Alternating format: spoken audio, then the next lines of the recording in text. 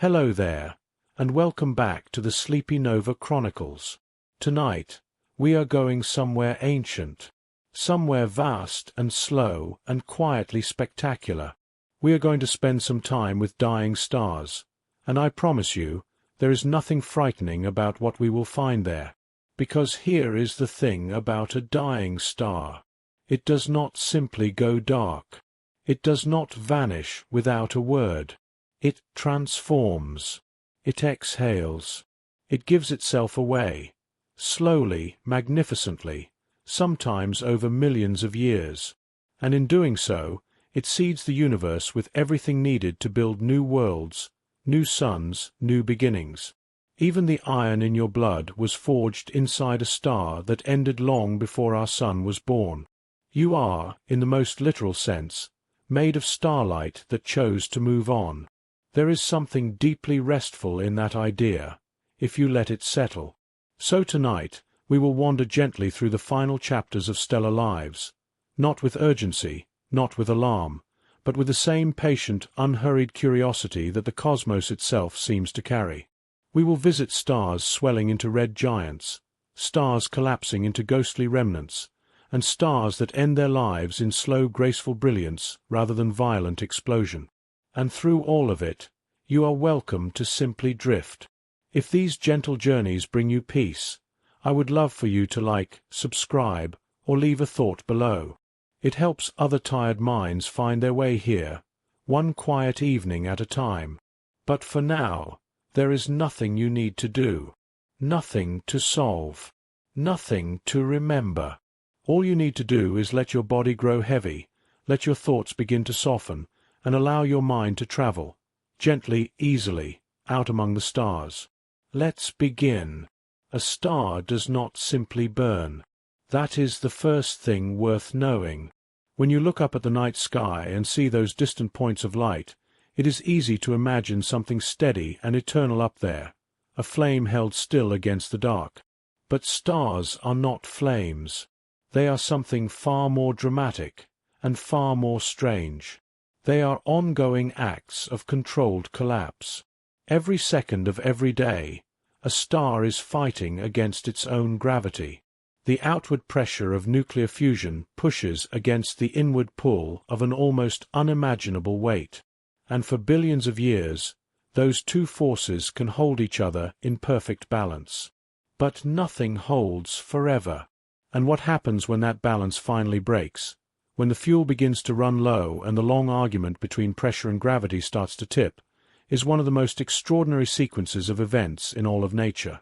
It is slow, it is patient, and in many cases it is quietly, unexpectedly beautiful. The strange thing is that dying for a star does not look like an ending. Not at first. Not even close. When a star begins to die, it gets bigger. This is the fact that tends to stop people in their tracks when they first hear it. Our instinct about endings is that things shrink. They fade. They pull inward. But a star in the first stages of its death does the opposite. It expands, sometimes to a size so enormous that the word enormous no longer feels adequate. When a star like our Sun begins to exhaust the hydrogen fuel at its core, the nuclear reactions there start to slow. But rather than quietly dimming, the star responds by restructuring itself from the inside out. The core contracts and heats up under gravity's renewed pressure, and that extra heat gets transferred outward into the star's outer layers. Those layers, flooded with new energy, begin to expand.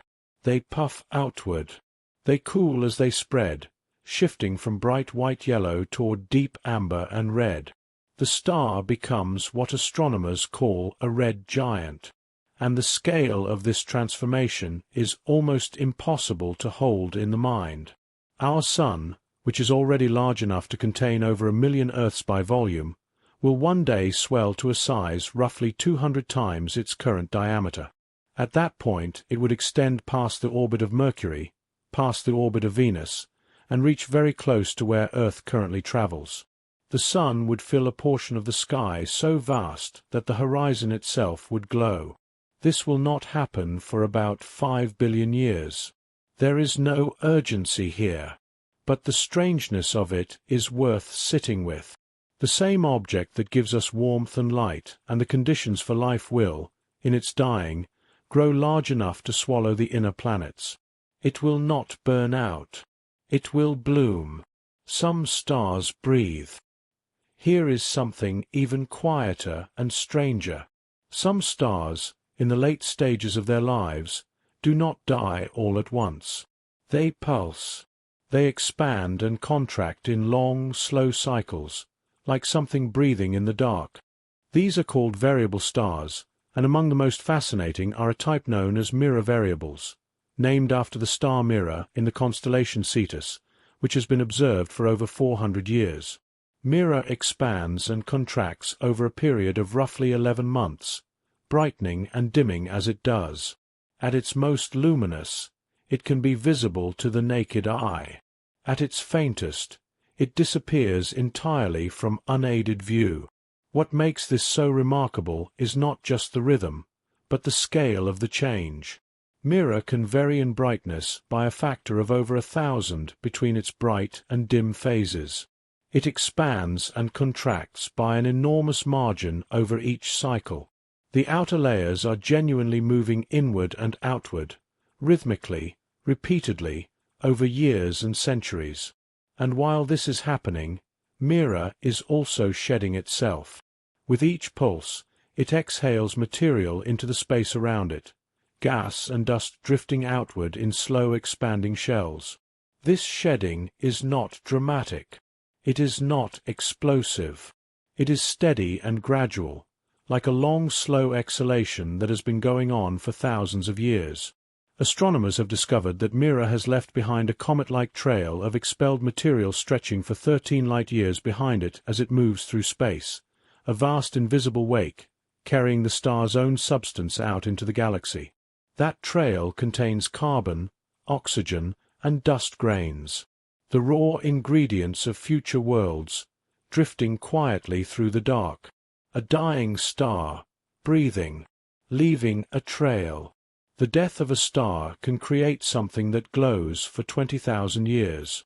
When a star like our Sun has finished its red giant phase, when the outer layers have puffed and pulsed and finally drifted away entirely, what remains is not nothing. What remains is a glowing shell of expelled gas surrounding a tiny, intensely hot remnant at the center. This is called a planetary nebula. The name is slightly misleading. It has nothing to do with planets. It was coined centuries ago by astronomers who noticed these objects had a round, soft appearance through early telescopes and vaguely resembled the disk of a planet. But what they actually are is something far more extraordinary. A planetary nebula is a star's outer layers, released into space, illuminated from within by the ultraviolet radiation of the dense remnant left behind.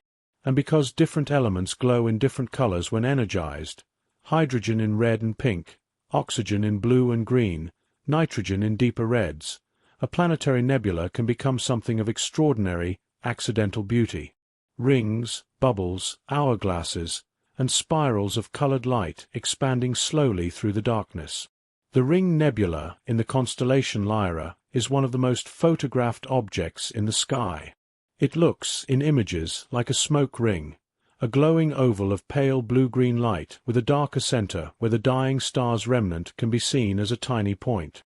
The whole structure is roughly 1 light-year across and continues to expand outward at about 20 kilometers per second. But here is the detail that tends to produce a particular kind of quiet wonder. A planetary nebula does not last. On cosmic timescales, it is brief. After about 10,000 to 20,000 years, the shell of gas has expanded so far and thinned so much that it simply fades. The colors dissolve into the background. The nebula disappears. What began as a star's final exhalation glows with quiet color for 20,000 years, and then is gone. The universe makes things that last for 20,000 years and calls them brief. What is left behind is the size of a city and the weight of the sun.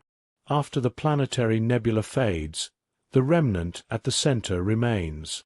And this object, called a white dwarf, is one of the strangest things in nature. A white dwarf is what is left of a star's core after it has exhausted its fuel and shed its outer layers. It is no longer producing energy through nuclear fusion. It is simply a dense, incredibly hot ball of mostly carbon and oxygen, slowly cooling over time.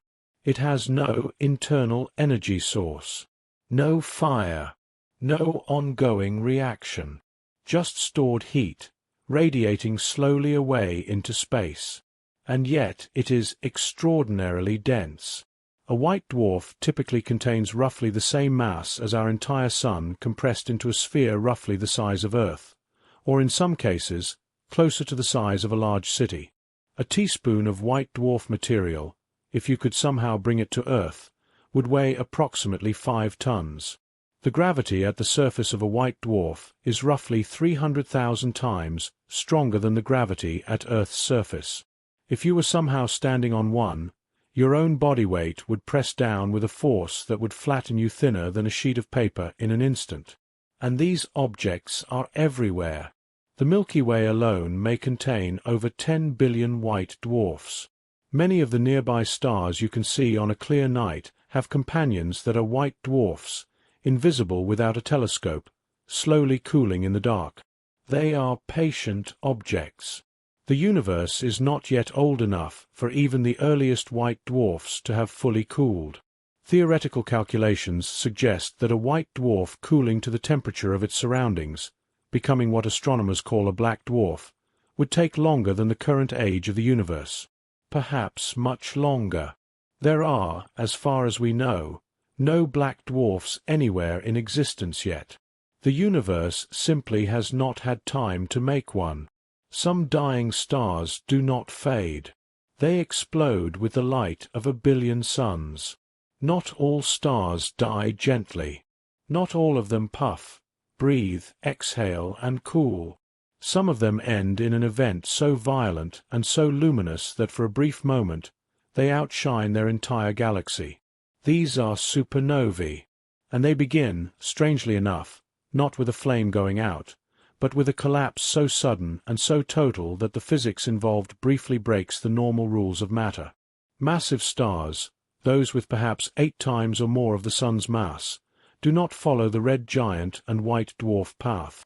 Their cores run through fuel faster, fusing heavier and heavier elements in a layered sequence.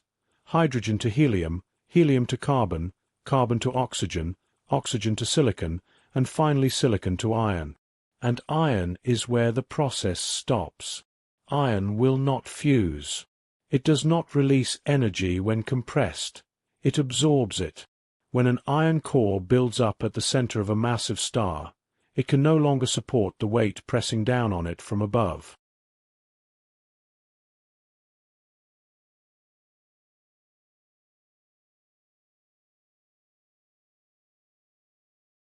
The collapse happens in less than a second. The core, which may be larger than Earth, compresses to a sphere roughly 20 kilometers across. The outer layers of the star, suddenly robbed of support, come crashing inward at a significant fraction of the speed of light, and then rebound off the incredibly dense core in a shock wave that blasts the entire outer star outward into space. The result is a supernova, and the energy released in this event is staggering. A single supernova can briefly radiate more energy than our Sun will emit over its entire 10 billion year lifetime. It can be visible from Earth in daylight. In 1054 AD, Chinese and Arab astronomers recorded a new star in the sky so bright it could be seen during the day for nearly a month. What they were watching was a star dying, 21,000 light-years away. That supernova left behind a nebula, the Crab Nebula, that we can still observe today, still expanding, still glowing nearly 1,000 years later. A star died. We saw the light 21,000 years after it happened, and its remnant is still visible 1,000 years after we first noticed it. Time, at this scale, does something interesting to the mind. It stretches it gently open. The strangest remnant of all, a star that spins 30 times a second. Inside the Crab Nebula, at the center of all that expanding light and gas, there is a remnant. And this remnant is one of the most bizarre objects known to science. When the core of a massive star collapses in a supernova, it does not always become a black hole. Sometimes, if the mass is within a certain range, it becomes something called a neutron star. And neutron stars are, by almost any measure, the strangest solid objects in the universe. The collapse is so extreme that the protons and electrons in the core are forced together to become neutrons, packed together at nuclear density. The result is a sphere roughly 20 kilometers across that contains more mass than our entire Sunday. The density is so extreme that a teaspoon of neutron star material would weigh approximately 4 billion tons. The surface gravity is about 200 billion times stronger than Earth's. The magnetic field can be 1 trillion times stronger than Earth's. And because the original star was rotating, and conservation of angular momentum means that rotation speeds up as an object shrinks, the same way a spinning ice skater speeds up when they pull their arms in, the neutron star spins extraordinarily fast. The neutron star at the center of the Crab Nebula rotates 30 times per second. It has been doing so since that star collapsed in the year 1054. 30 complete rotations, every single second, for nearly 1,000 years. Some neutron stars spin even faster, hundreds of times per second, and are called millisecond pulsars. They are so stable in their rotation that astronomers use them as natural clocks, accurate enough to detect the faint ripples of gravitational waves passing through space. A dying star left behind an object spinning hundreds of times per second that we use as a clock to detect the fabric of space-time trembling. This is what the death of a star can produce. There is a reason astronomers do not speak about stellar death the way we speak about endings. Because the more closely you look at what happens when a star runs out of fuel, the less it resembles a conclusion.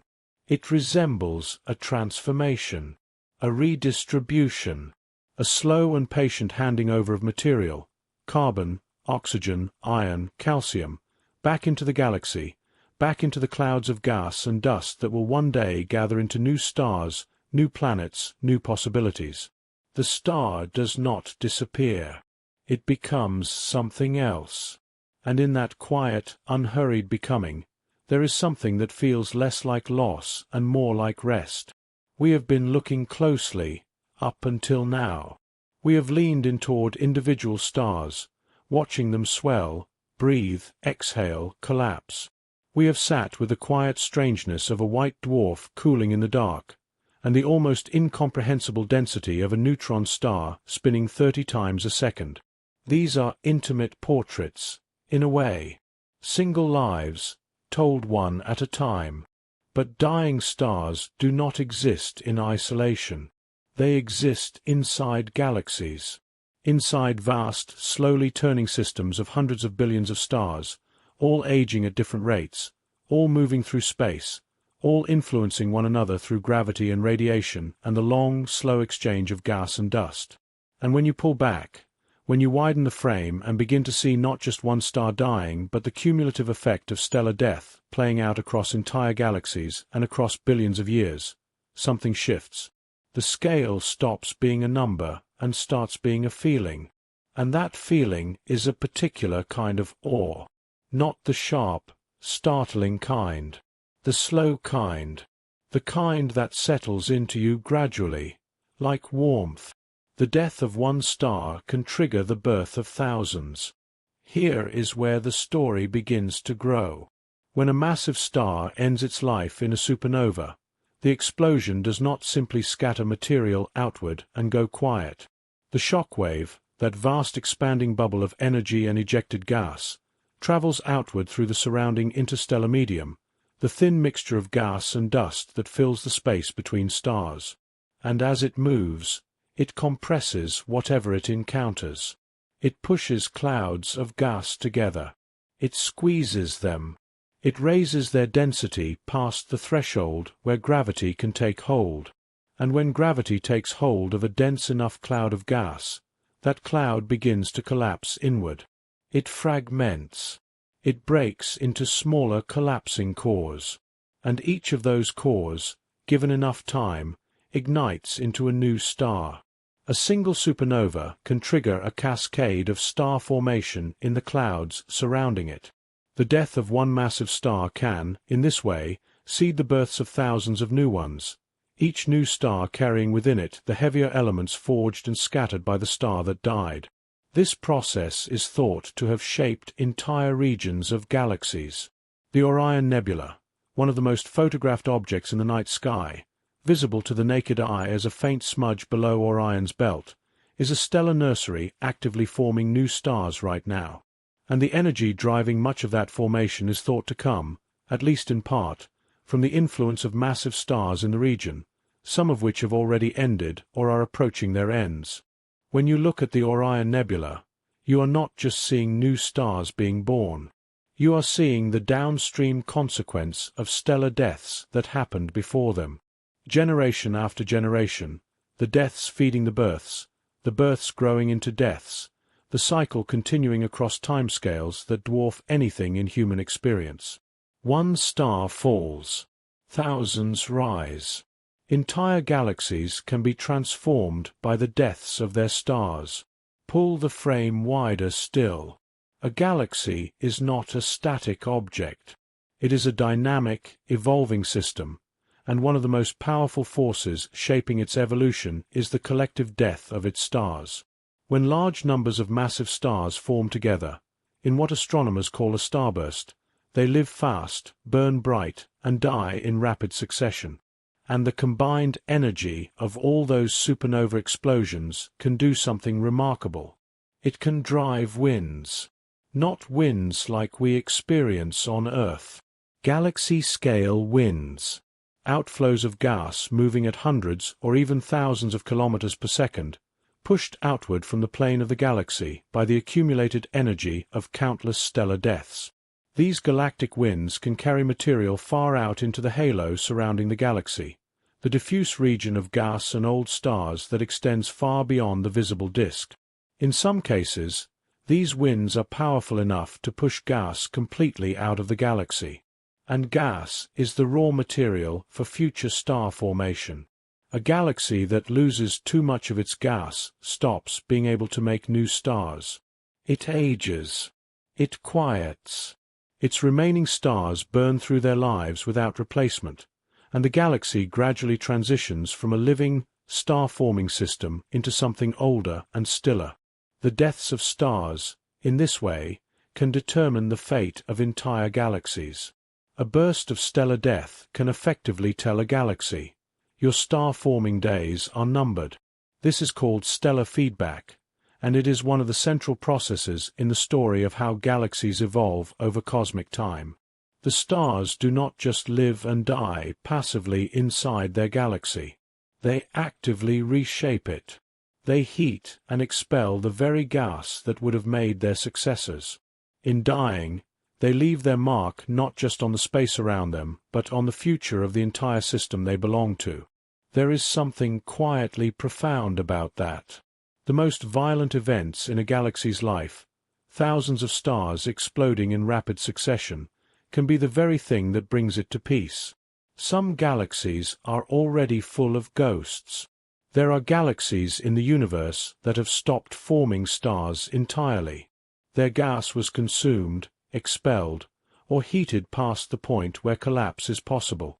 And what remains is a vast population of aging stars, slowly cooling, slowly dimming, drifting through space in a system that no longer makes anything new.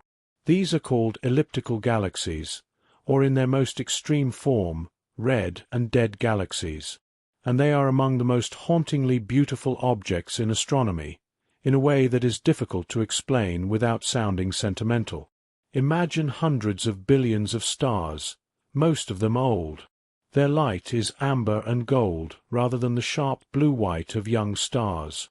There is no gas glowing in nebulae. There are no stellar nurseries igniting new suns. The galaxy is quiet in the way that only something truly ancient can be quiet, not empty, but finished. Still populated, but no longer generative. The stars in these galaxies are all moving toward their own ends, each on its own long schedule. The more massive ones have already gone, supernovae long past, neutron stars and black holes left in their wake. The mid-sized stars have swelled into red giants and exhaled planetary nebulae and left white dwarfs behind. What remains are mostly the smallest, dimmest, most patient stars, the red dwarfs, burning so slowly and so efficiently that some of them will outlive the current age of the universe many times over.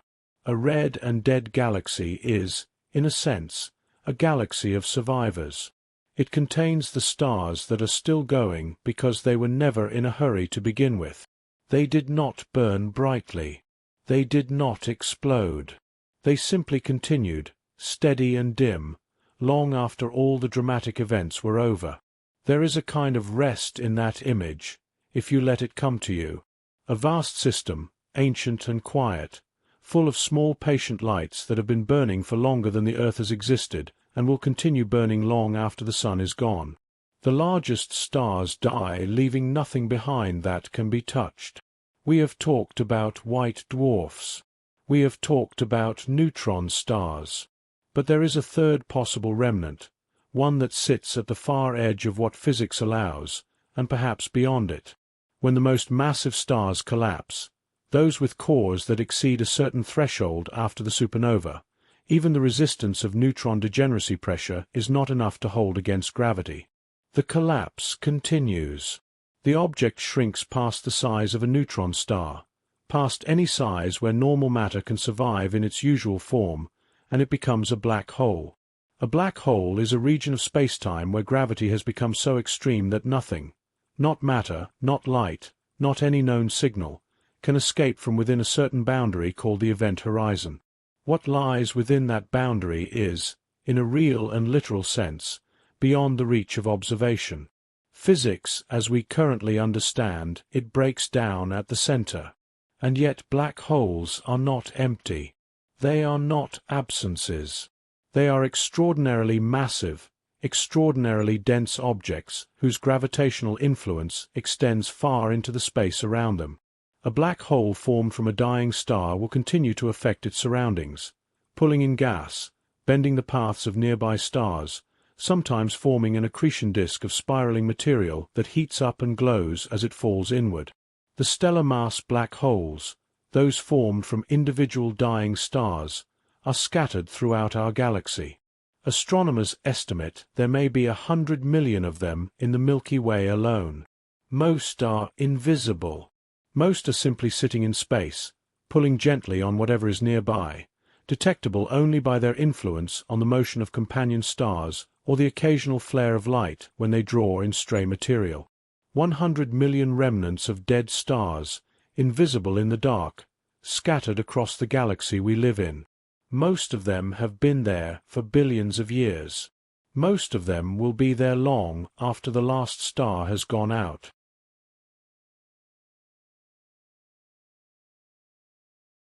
And then there is the long, dark ending, for everything. Pull the frame wider one final time. The universe itself is aging. The rate at which new stars are being formed across all of cosmic history has been declining for roughly 10 billion years. The peak of star formation, the era when galaxies were most actively building new stars, was billions of years in the past. We live in a universe that is, in this sense, past its most generative period. It is still forming stars, still lighting new suns, but less so than before, and the trend continues downward. Eventually, on timescales so vast they require scientific notation to write, the last stars will form. The last massive stars will burn through their fuel in millions of years and end in supernovae. The last sun-like stars will swell into red giants, exhale their planetary nebulae, and leave white dwarfs behind. And the last red dwarfs, those small, patient, extraordinarily efficient stars, will burn on for trillions of years before they too finally exhaust their hydrogen. What comes after is sometimes called the degenerate era, a universe populated not by burning stars but by their remnants. White dwarfs slowly cooling toward invisibility. Neutron stars spinning down over unimaginable timescales. Black holes persisting in the dark, slowly evaporating through a quantum process called Hawking radiation on timescales, so long they make the current age of the universe seem like an opening breath. And through all of this, the universe continues to expand. Galaxies drift apart. The distances between things grow. The remaining light sources grow dimmer and fewer and farther away from one another. It sounds, on the surface, like the saddest story ever told. But here is the thing. Here is what makes it something other than grief. Everything that ever burned, every star that ever fused hydrogen in its core and poured light outward into the dark, left something behind. The elements it forged are still here. The carbon in your body was made inside a star that lived and died before the sun was born. The oxygen you are breathing right now was scattered into space by stellar winds and supernovae billions of years ago. The iron at the center of the Earth was forged in the core of a massive star and flung outward in an explosion so bright it would have outshone this entire galaxy. None of it was lost. None of it disappeared. It transformed. It moved. It gathered into new forms and new structures and eventually, improbably, beautifully, into something that could lie still in the dark and wonder about it. The stars did not simply die. They became everything. We have traveled a long way tonight.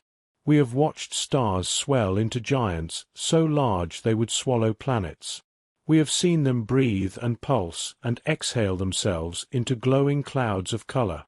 We have visited the remnants they leave behind, white dwarfs cooling patiently in the dark, neutron stars spinning with impossible precision, black holes sitting quietly in the spaces between things. We have pulled back far enough to see entire galaxies transformed by the deaths of their stars, quieted into vast populations of ancient, amber light. And we have looked, briefly, at the long horizon of the universe itself, still expanding, still aging, still carrying within it everything that every star that ever burned has left behind. It is a lot to hold. And yet somehow, lying here in the dark, it does not feel heavy. It feels, if you let it, like something closer to relief. Because all of that vastness, all of that slow and patient transformation, is not separate from you. It is not something happening out there, at a safe and clinical distance. It is the story you are part of. It has always been the story you are part of. Let me bring it closer. The sun is in the middle of its life, and it is doing exactly what it should. Our sun is approximately 4.5 billion years old. It formed from a collapsing cloud of gas and dust, the same way all stars form, slowly, gravitationally, over millions of years, gathering material until the pressure and temperature at its core reached the threshold for nuclear fusion to begin. Since that moment, it has been doing one thing, steadily and without interruption. It has been fusing hydrogen into helium at its core, releasing energy that travels outward through its layers and eventually reaches us as light and warmth. Every photon of sunlight that touches your face began its journey in the core of the sun roughly 100,000 years ago. That is how long it takes for energy to work its way from the core to the surface through the dense, slow process of radiative diffusion. By the time that light finally escapes the sun and crosses the 93 million miles to Earth, it does so in just over 8 minutes. 100,000 years inside the sun, 8 minutes to reach you. The sun is currently in the most stable phase of its life, what astronomers call the main sequence. It has approximately 5 billion years of hydrogen fuel remaining at its core. 5 billion years of this same steady, reliable fusion. 5 billion years of mornings. There is something deeply settling about that number, if you let yourself feel it rather than just think it. The sun is not winding down. It is not flickering. It is not in any phase of its existence that could reasonably be called decline. It is in the long, calm, productive middle of its life, older than the Earth itself, and yet with more time ahead of it than behind it. You are living in the sun's middle years. You are here for the steady part. You are made of stars that finished their lives before the sun was born. Here is the thought that, for many people, changes something quietly and permanently. The sun formed from a cloud of gas and dust. But that cloud was not primordial. It was not made only of the hydrogen and helium that came out of the Big Bang. It was enriched. It had been seeded, over billions of years before the sun existed, by the deaths of earlier generations of stars, stars that lived and fused and expelled and exploded and scattered their contents back into the galaxy long before our solar system was even a possibility. The carbon in your body, every carbon atom in every molecule of every cell, was forged in the core of a star. Carbon is made through a process called the triple alpha reaction, in which 3 helium nuclei fuse together inside the hot interior of an aging star. It requires temperatures and pressures that do not exist anywhere on Earth and never will. The only place in nature where carbon is made is inside a star. The calcium in your bones was forged in a star. The iron in your blood was forged in the core of a massive star in the final moments before it went supernova. Iron is one of the last elements a massive star can produce before the fusion process stops, and it was scattered into space in the explosion that ended that star's life. The oxygen in every breath you take was forged in stellar interiors and released into the interstellar medium through stellar winds and supernovae. You did not come from the Earth, ultimately. You came from stars. The Earth itself came from stars. The entire solar system, the sun, the planets, the moons, the asteroids, the comets drifting in the outer dark, assembled itself from material that dying stars scattered into a cloud of gas billions of years ago. When a star died, it did not know what it was making possible. It had no intention, no awareness, no sense of the future it was seeding. It simply transformed, as physics required, and gave its substance back to the galaxy. And the galaxy, over billions of years, gathered that substance again, turned it over, assembled it into new forms, and eventually, here, on this small rocky planet around a middle-aged star in a quiet arm of the Milky Way, arranged it into something that can breathe and think and look up at the night sky and feel something when it considers all of this. You are the universe looking at itself. You are made of the deaths of stars. And somehow, that is not a dark thought at all. It is, if anything, a reason to lie still and feel the quiet weight of it.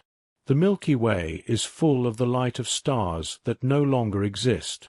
On a clear night, far from city lights, the Milky Way is visible as a soft band of light across the sky, pale and diffuse and ancient-looking, like a brushstroke left by something unhurried. What you are seeing when you look at it is the combined light of hundreds of billions of stars, most of them too distant to resolve individually, blending together into that quiet glow. But here is a detail that tends to sit with people once they hear it. The light you see from a star left that star years ago, sometimes hundreds of years ago, sometimes thousands.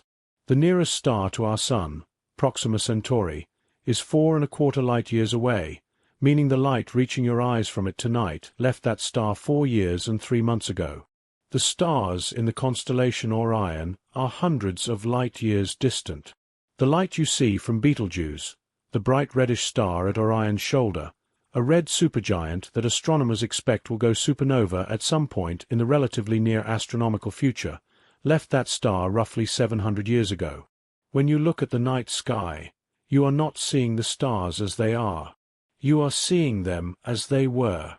The sky is a record, a vast, slow archive of light from moments in the past, arriving now, reaching your eyes on this particular night of your particular life.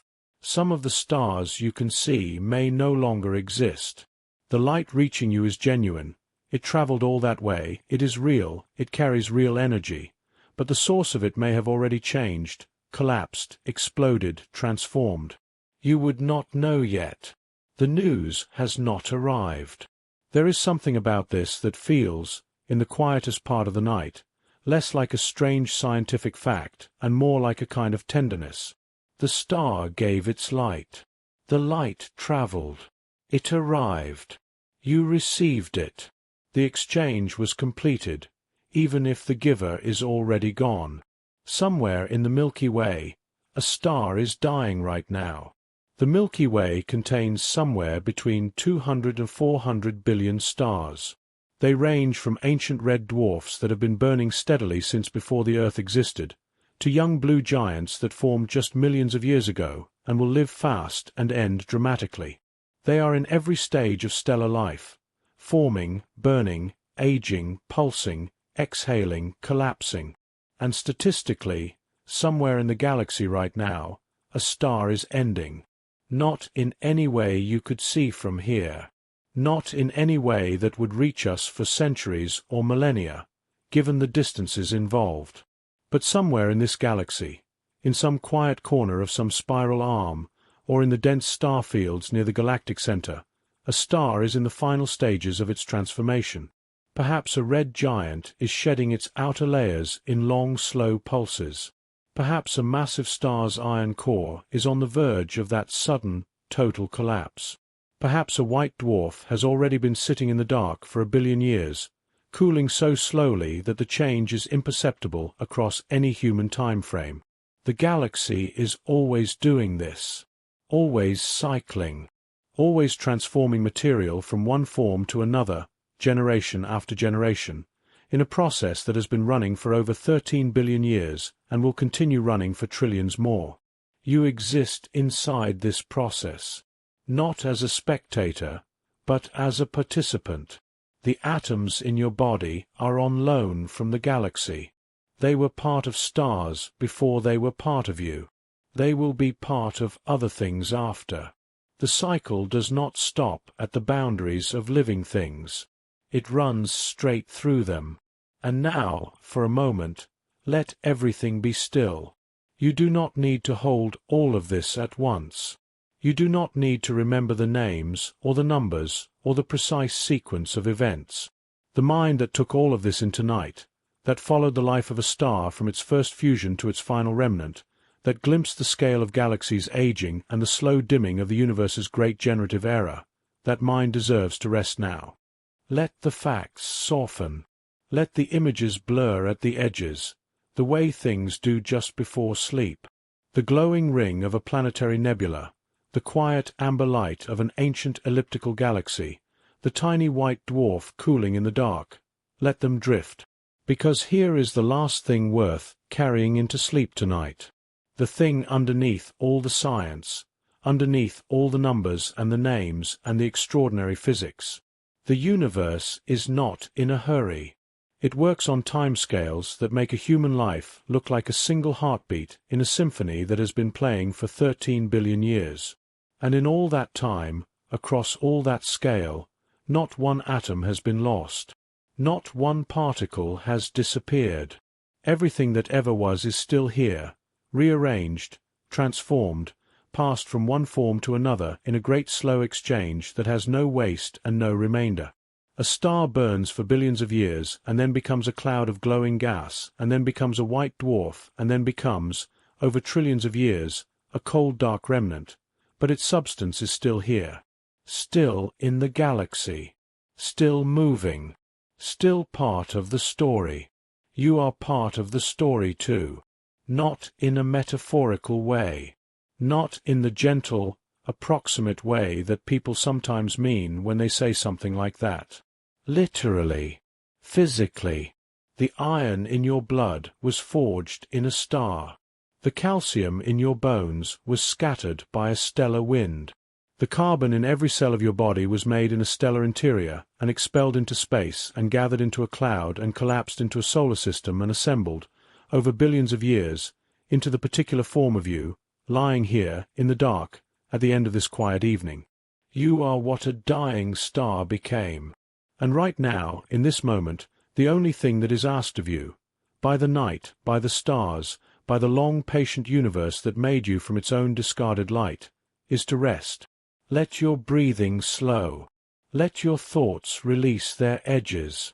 Let the weight of your body settle downward, heavy and warm, into wherever you are lying. The stars are still out there.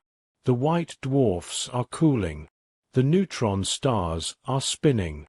The great red dwarfs are burning their slow, patient fires. The galaxy is turning, as it has turned for billions of years, carrying all of its stars and remnants and clouds and darkness and you, all of it together, through space. Nothing needs to be solved tonight. Nothing needs to be understood or remembered or held on to. The universe has been at this for 13 billion years. It can manage one more night without your help. Rest now. And as your eyes grow heavy and your mind begins to drift, know that you are exactly where you are supposed to be. Here, quietly, made of stars, returning to the dark. Good night.